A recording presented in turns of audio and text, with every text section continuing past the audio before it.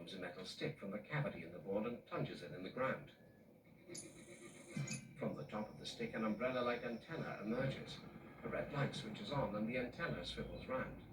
In a helicopter, the pilot reacts to a navigational correction on his computer display, and the chopper veers to the right. A passenger clutching a case watches.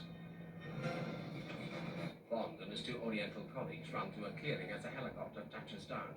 They rip off their wetsuits. The passenger leaps out.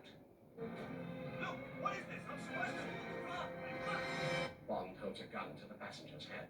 He relieves the man of his metal briefcase and his sunglasses. Bond was wearing exactly the same casual outfit as the passenger. On the helicopter, Bond opens the case. A tray sits in the case. Each of its 6 compartments is filled with diamonds. Bond removes the tray and places a package labeled C4 in the case. He takes a screw-in winder from his watch and pushes it into the package. A click on another watch control, and a red light on the winder in the C4 starts to flash. Bond replaces the tray on top of the C4. A military convoy enters Colonel Kang Soon-moon's HQ in the demilitarized zone in North Korea. A concrete gate slides shut. In a gym and a villa inside the compound, Colonel Moon is punching and kickboxing a punch bag watched by 2 men in uniform.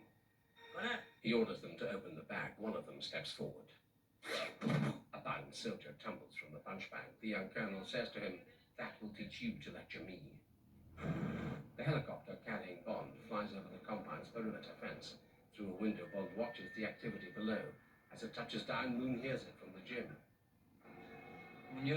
He orders, "Retract the glass doors." Shutters across the window open. He takes his cap from a bronze bust of himself and turns to his aides.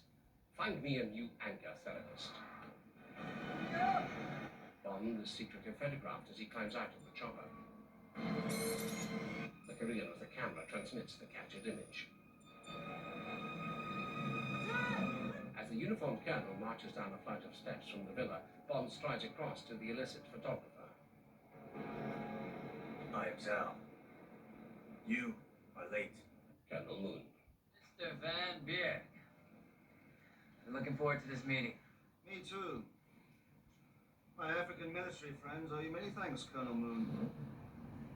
Few men had the guts to trade conflict diamonds since the UN embargo. I know all about the UN. I studied at Oxford and Harvard. Majored in Western hypocrisy. Bond glances round.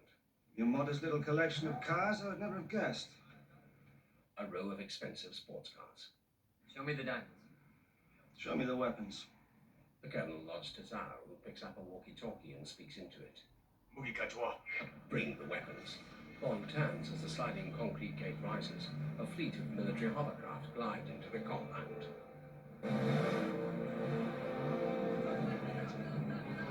Hiding weapons in the demilitarized zone. That's a bit of a minefield out there. America's cultural contribution. 1 million landmines. And my hovercrafts float right over them. The colonel smiles almost smugly as his supposed shredding partner takes in the sight of the craft. Some small, some large, all heavily laden.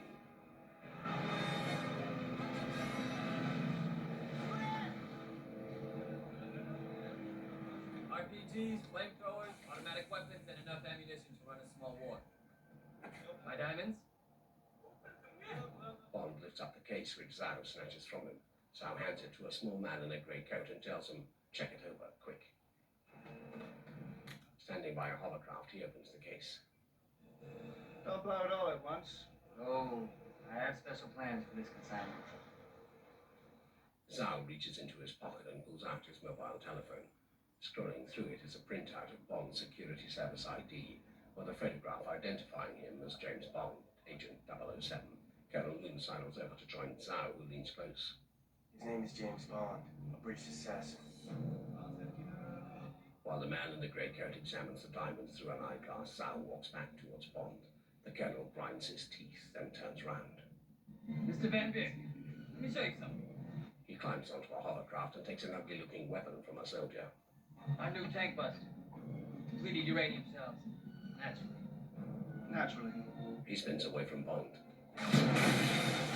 He shoots out the helicopter's cockpit. Bond is seized at gunpoint. Bond watches as the helicopter's fuselage erupts into flames. Colonel Moon faces Bond. How do you propose to kill me now, Mr. Bond? Bond shudders.